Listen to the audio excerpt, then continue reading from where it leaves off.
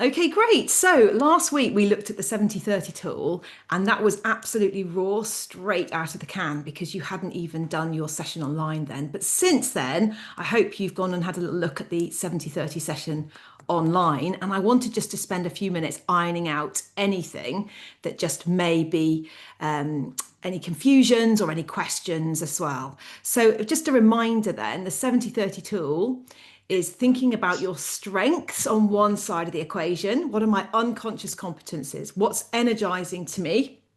And then we look again at our 30 as well.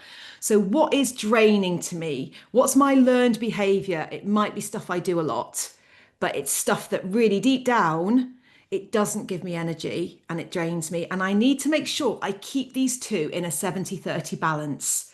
Because if that balance is out, we will be frayed at the edges at best, possibly even heading for burnout as well. So the trick with the 70/30 is to ask ourselves this question: what can I outsource, swap, or trade up to make sure I can level my 70/30 into that 70/30 gradient much more healthily? So, is there anything I can give to someone else? Now, what stops us doing this is we assume that what drains me drains the next person. And actually, that's not true because we are wired differently. So it may be that we could give something to someone else and it wouldn't be painful for them, or it might be that we could swap a task. Why don't you do more of this and I'll do more of that, and we get a win-win. I love the win-win. That's what we're always looking for, is how can we both win in this situation? And then finally, we could also look at what we could trade up. Is there something that we are doing that's draining that could be less draining, or even it could become an energizing aspect of our lives if we did it differently?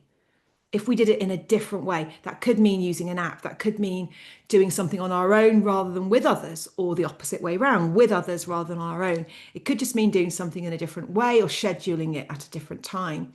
So, this is an opportunity to think about your schedule and think, how can I make my schedule work for me better? So, I'm just going to come off the share and come into the group. So I'd love to have any feedback. How did anybody get on with their deeper dive on this? And did anyone have an aha, however small, about the 70/30?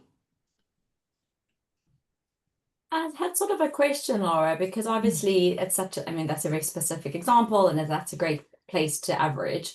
But there'll be different seasons and probably days where you have to ebb and flow in between. How do you have any guidance, I guess, on that, like upper limits of what's a healthy place to be, or a time frame of like, well, within a week you want to kind of make sure your average sits here. Is there anything you Yeah. can say around that? Because obviously you're not going to sit at 70/30 perfectly all the time. Yeah, it's something to aim for sure. I think you want to look at your week as a whole. So I always have the 1 week schedule up of my Google Calendar. Yeah. And my calendar, I think I've shown you before, is color coded. So everything that I find recharging, which we'll do a deeper dive when we come to the 5 gears section, I would put that in yellow for me, like sunny yellow. It's something that actually brings me some sunshine.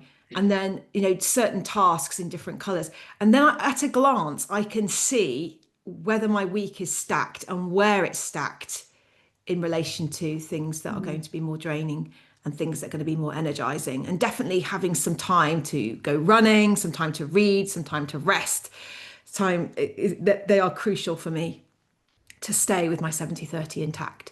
So time is the same. It's always 70/30, but I think it's a good idea to try and look at it across the week and say, do you know, I've got Monday, Tuesday absolutely packed. I've got hardly any time to breathe. I've even got meetings in the evening, but then my Wednesday is slower, and go ahead, and put it in the diary. Scheduling is key to having your 70/30 in place, and then knowing how to say no, because often that's the key, isn't it? Is saying no. So that's one of the reasons we get clear on our 30, is so we can say no to the 30 more often, and we can say yes to the 70, because actually we can't add any more time, but we can add more energy. We can grow energy, we can't grow time.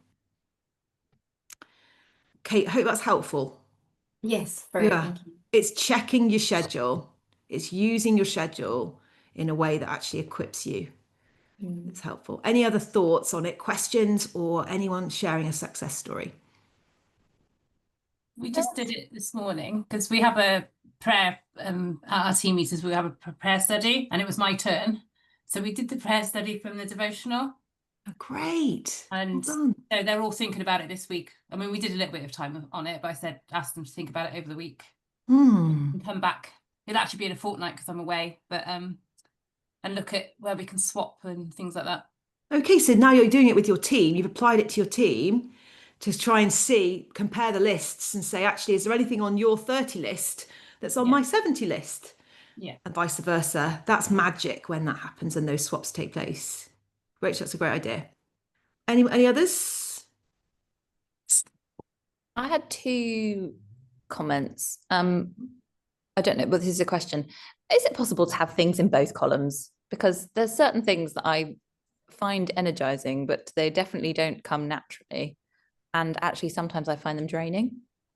Yeah. So then you do a deeper dive and look at what are the conditions around that thing that Okay. make it draining or energizing. Okay. And then you can optimize Right. Okay. which type is healthy. So, for example, James, my husband, finds planning draining if he's doing it on his own. But if he's doing it with someone, collaborative planning, he finds it energizing. Okay. Yeah, that's interesting. So then he goes, gosh, why am I ever doing any planning on my own then? I need to always look for someone to do it together with.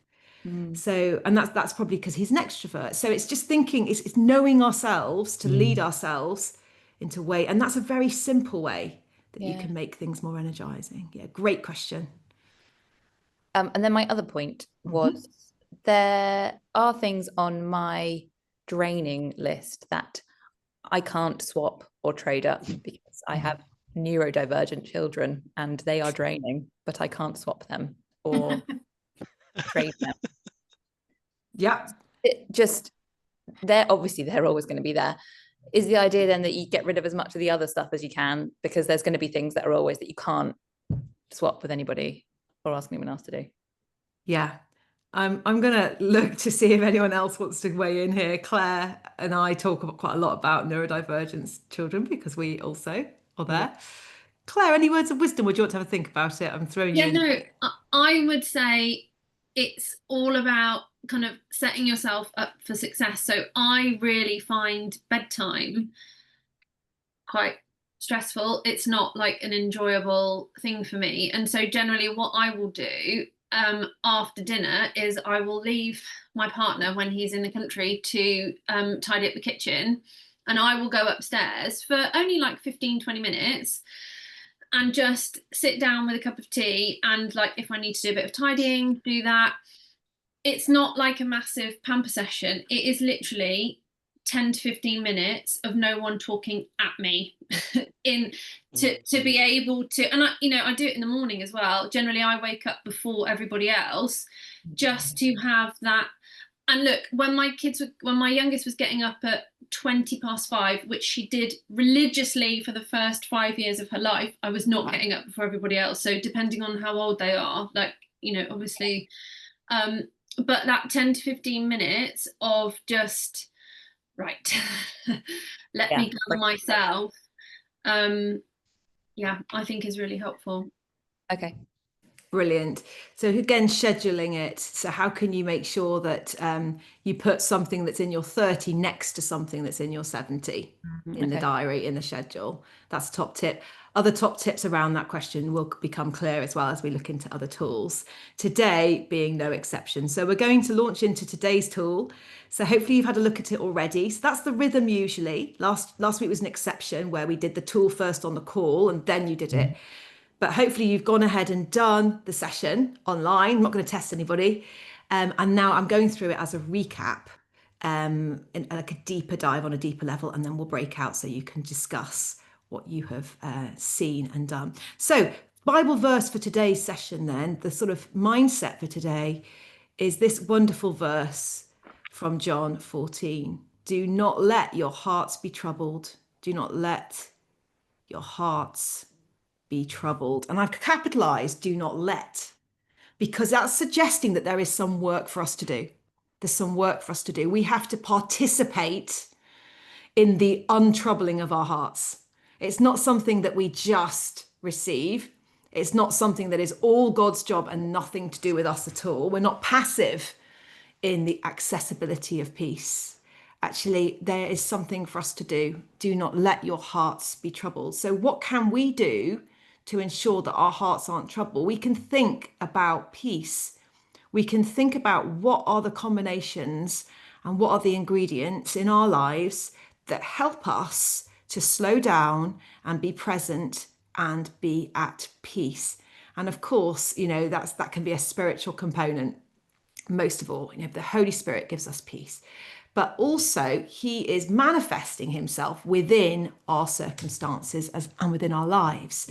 And in particular, we're thinking about 5 aspects of our lives. And this tool originated through a sermon by someone called Frog or Ewing, who you may have come across, who introduced 3 of them, and then 2 of them were added later. So Jeremy and Steve were at a talk from Frog or Ewing, and that's when they came up with the Peace Index. So what does it mean? It has these 5 aspects, and then we tot it up and it gives us a score, which we call the Peace Index. So let's go round, and I'm just going to clarify what each one stands for. And I hope you've got in front of you, or you have access to, your scores.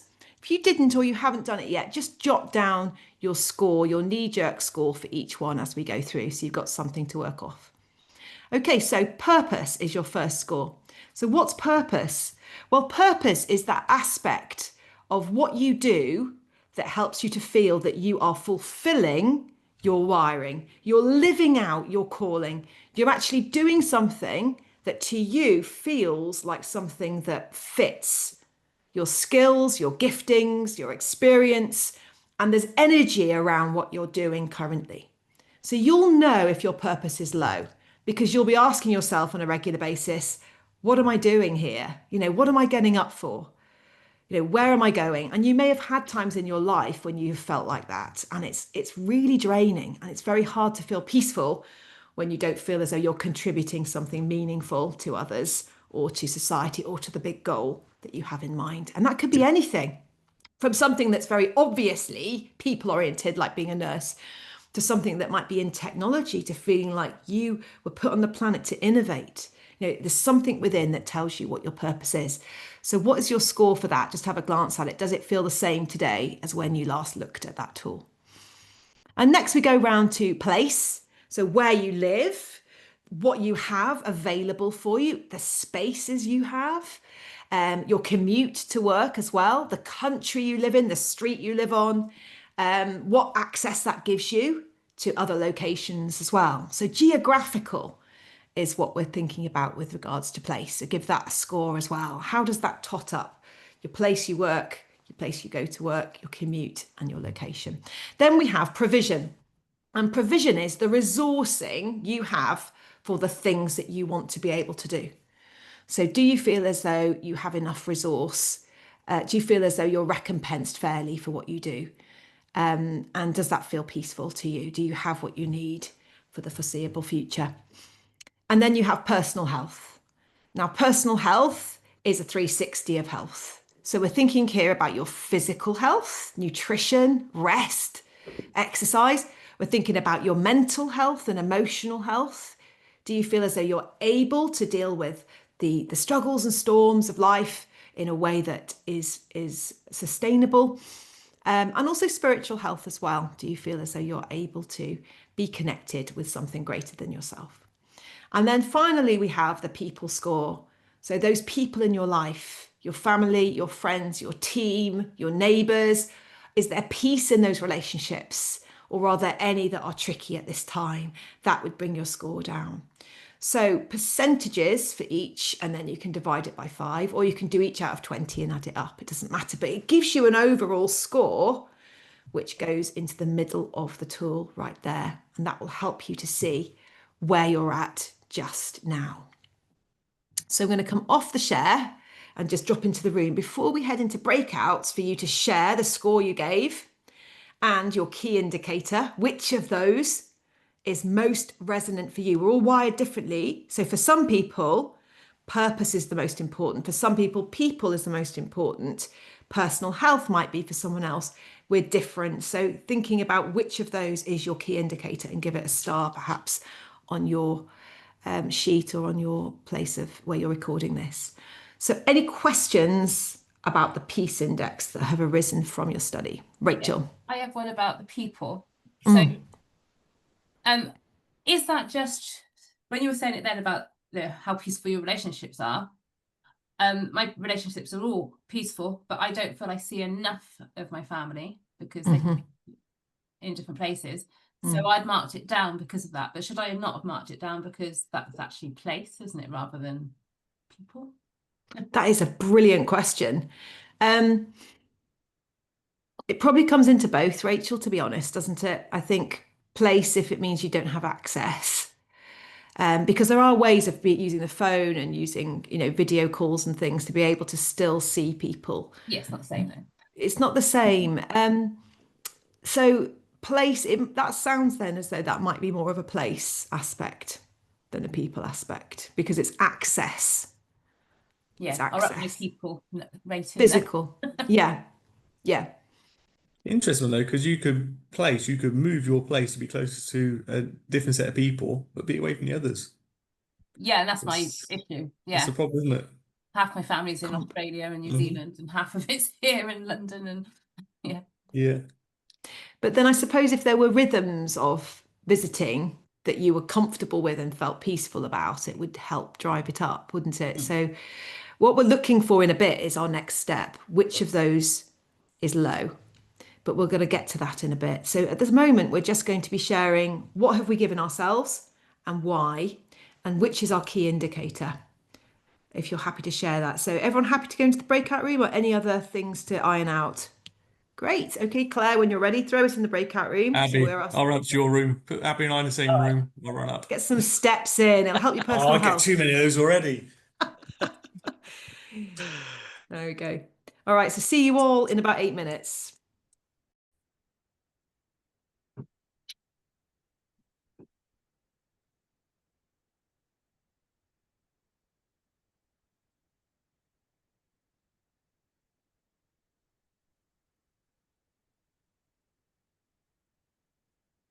Oh, you found each other. Amazing. Hello. I'll There unmute, you and are. then you can hear both of us. if We Matt- could just go onto the big TVs. We if could. wanted Then to. you'd all be giants in here. Who went to whom? Matt, did you go over to Abby? I went Matt came walking. to I got some me. more steps in. Yeah. It's all right. I'm in the nicer Room room. there. To be Room fair, 5. Yeah. It's much nicer. Although I've sat in the most awkward place on this massive table, I've sat with the table leg between my legs. I could have sat on any. Look, there's a massive table. I don't know if you can see how big it is. Oh, you guys made it! Oh, Boardroom, Yeah. Abby, I was imagining this kind of meet cute, this kind of embrace across the office. Oh no, that didn't happen. I just sat here and Matt rammed me. You summoned him. You summoned him. Into the room gracefully. He was very, very swaned in. cool. Yeah, very cool. We've all got FOMO now, but no, we're not. We're delighted. We're delighted for you. Right. Stuart, we'll start with you. Please tell us anything from your discussion that was interesting. Yeah, so we were talking about how there are different times in life, different seasons in life. Things move up and down. I think generally, at Bible Society, we've gone through a fairly difficult period over the last year. I think everybody would say that, perhaps. And we're just seeing where things are now for a number of us, and that's reflected in some of the numbers that we've seen. Yeah. And yeah, a number of people have gone through personal difficulties as well, and again, that's reflected in it. One of the things I was reflecting on. We're also, a number of us, Kate's doing this with me, looking at Ignatius's spiritual exercises. And one of the things he talks about is consolation and desolation, that we experience both. We experience things that sort of inflame us with energy and love and charity, and things that don't, that do the opposite. But one of his cautions, which I think might be helpful, is that be very careful about making big decisions in a period of desolation. Yeah.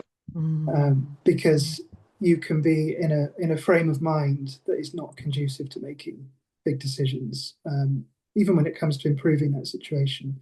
So I think, yeah, the caution in my mind is be careful discern right moves to take at the right time. Love that, Stuart. Thank you for that wisdom. I have a friend who says, make your decisions on the mountaintops, not in the valleys. Yeah, which really chimes, with what you're saying. So what we're looking for today, as a reminder, is we're looking for not a big, massive change, but we're looking for a small pattern change. We're looking for a small next step that can help us to move forward in that way that is more manageable and responsible, possibly. Love that. Thank you, Stuart. Let's hear from Abby. Let's hear from you.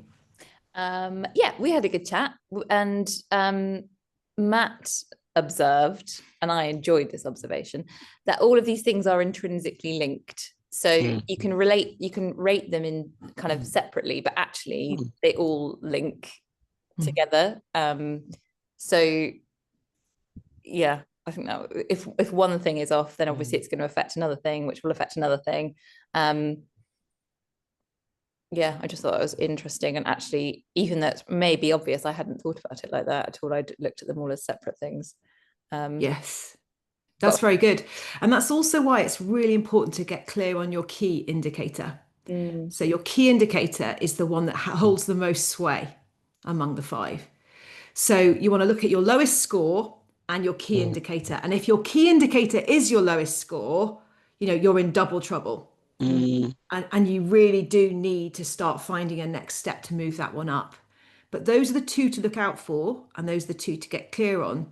So let's hear from you, Kate. Did you get any clearer on your key indicator or on your lowest score? Yeah, so for Rachel and I, our purpose was both sort of the highest one that we sat with. And it was actually both quite high for both of us. So we were quite pleased with that. I think as Rachel's question kind of alluded to earlier, that overlapping between things. So the people, the place, like Rachel loves her house and her garden and largely loves the location, but it's like far from the places. So there's, there's sort of conflict between the 2. I think one of the things that we reflected on is that physical health was personal health, particularly for physical health, was quite low for both of us, and how it's not at all a key indicator from like what drives or motivates us, but because it's so low, it like knocks everything else for a spin. And so I'm thinking about just like how constrained we are, yes, by our bodies, and when that isn't doing well, even if it's not a primary thing that you think, I'll give lots of energy and attention to this, when you're not thriving physically, and I'm guessing for all the others as well, it's going to be really hard to lean into any of the others. That's brilliant. Thank you. So you've given us something to work with. We'll come back to that, Kate. Thank you. Di, how about for you? Yeah, Stuart was basically my counsellor and priest rolled into one in our breakout. Lovely. No, it was super helpful. I mean, I think I don't think I realised how much of a glass is half empty guy I am. I was like, oh crumbs. But no, I think kind of picking up on what Abby and Matt were saying about them all being sort of linked, I think is a really kind of good point. I think, for me, I'm aware that I'm in a season right now where my wife Kath is kind of working away quite a bit, and so we kind of go through different seasons. And I think obviously with Kath away, that kind of affects the people's score, and it affects the place score as well. So it has a knock-on effect on both of those, and. Yeah, and I mean, possibly purpose as well. I don't know, but I think as Stuart was sharing, it was really helpful as well to be like, actually, place. I've scored place too low because where we are is such a gift, and kind of live in South Wales is a real blessing. But I think what we reflected on is.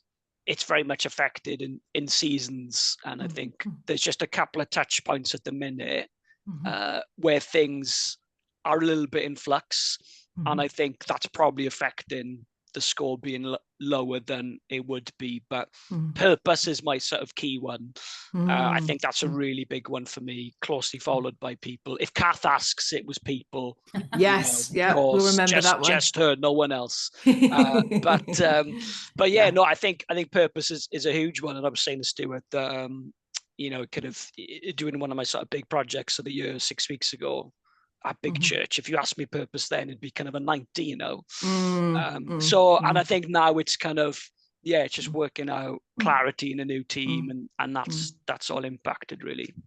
Good. So you got clear on your key indicator, which is your purpose. I hope everybody has. So those are the two things I want you to take a look at: is your purpose, your key indicator and your lowest score. Your key indicator and your lowest score. So the next bit is where we start to think about what small pattern change we could make. And this really works. Let me just show you the question that we just want to get clear on right here. So the question is this: which P most needs your attention today? So which is the one that you think, that's the one that I need to focus on? And what can we do with that? Well, we need to try to think about what it is. So the core process is something you'll have come across before, perhaps if you've been in any of the workshops that we've done. And it's where we call it. So the call it bit is what. What do I need to focus on? So call it would just be which aspect of my life. So it might be the personal health. Why am I saying that my personal health needs attention? Well, maybe that's because I'm going to own it. So for me, my peace index was high, but the one little bit that was down was personal health. Not because my physical health isn't good. My physical health's very good, and my spiritual. But mental emotional is struggling a bit. Why? Because I haven't had any spiritual guidance sessions for 2 months. I'm going to own that. That's on me. I haven't booked any spiritual guidance for 2 months. So what's my response? Reach out to my spiritual director. So that's my how. I'm going to actually reconnect with my spiritual director, and my execution is when. Okay, so when am I going to do that? And I need to be accountable now. I'm going to be accountable to Claire on this call.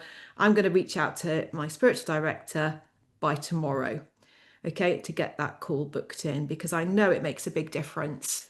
So can you see how I've just moved from saying there's one thing that's off, I've got clear on it by weighing it, and there is one very simple step I can take, not to solve everything all in one go, not to sort of wave a magic wand, but to actually know where I need to go. And that's a nice small thing that needs to be done. Let me show you a different one. Last time I did it a couple of years ago, it was place. Place was out. Why?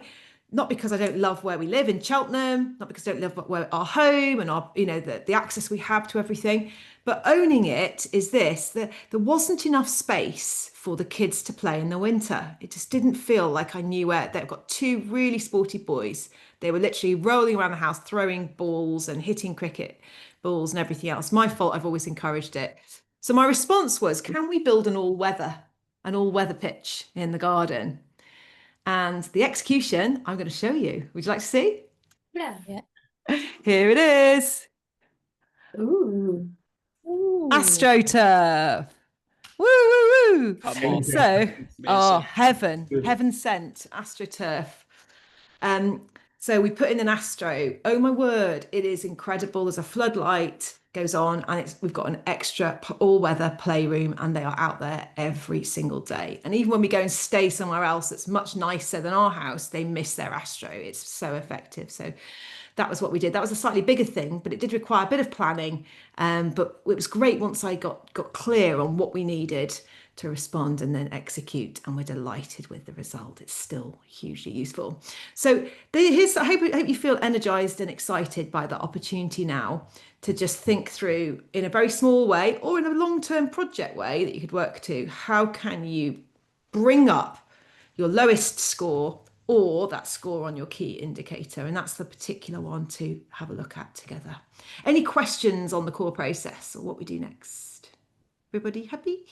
No, that's really useful, because I was going to ask about the core process. So, are you? Question. Oh, great. I love it. Right, Claire, if you could send us out into the breakout rooms one more time. And just a shorter one, I think, if we can. Thank you. That's wonderful. See you all soon. Well done. You'd already done the short. with that. Hello, Rachel. I was going to come to you first anyway. So do you want to start firing away? What am I doing? Telling you what we've said? Yes, or like which P have you got so intentional about? So we both said our health. Over this. And so we said, I said I'm gonna get back into my 2 times a day walk. So because I work at home, I've got a block, a mile around the block. So I walk to work and then walk home from work afterwards. Oh wow. Good, excellent, love it. Quite a good shout. It's a nice commute. Yeah. Yeah, it's great commute. It is. Yeah. Fake commute, good. And do you need any accountability for that, Rachel, or do you find that you are able to do that? No, because I enjoy doing it as well. I find that's pretty easy And to her do. neighbours notice when she doesn't. So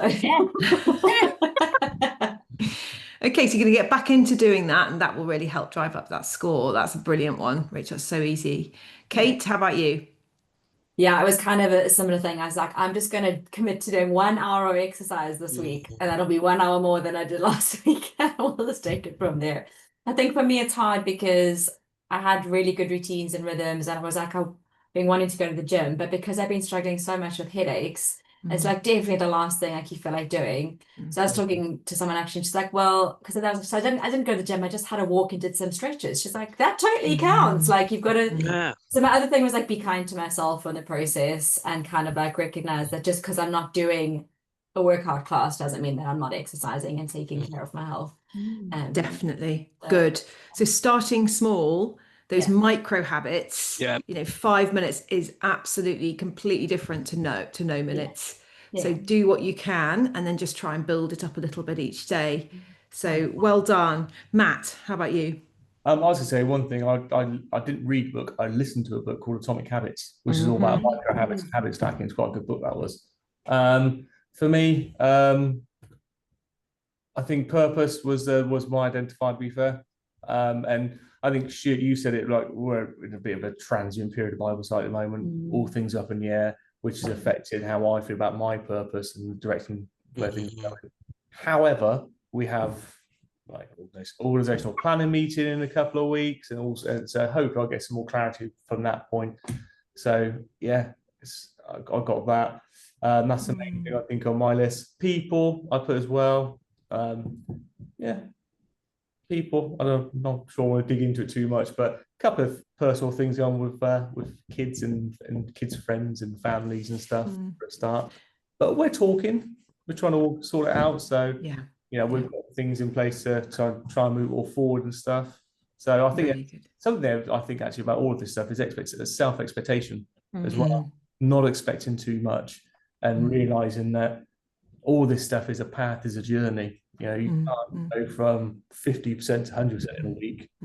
You've still got to realize what the path is to get there, and be understanding, not too hard. Thanks, Matt. Yeah, that's really good. James has a phrase: "Love always has another move." It's from one of his books. Love always has another move. What is that move? So keeping the door open. We've been through some difficult family pieces, and we've come out the other end more honest with one another, and still relationships are intact. So cheering you on, Matt, for that. Did anybody else feel that they had something to share? Did anyone come to a key action, a next step for their peace index that they'd like to share? I'll be happy to share. Yes, I am going to call AXA tomorrow. Great.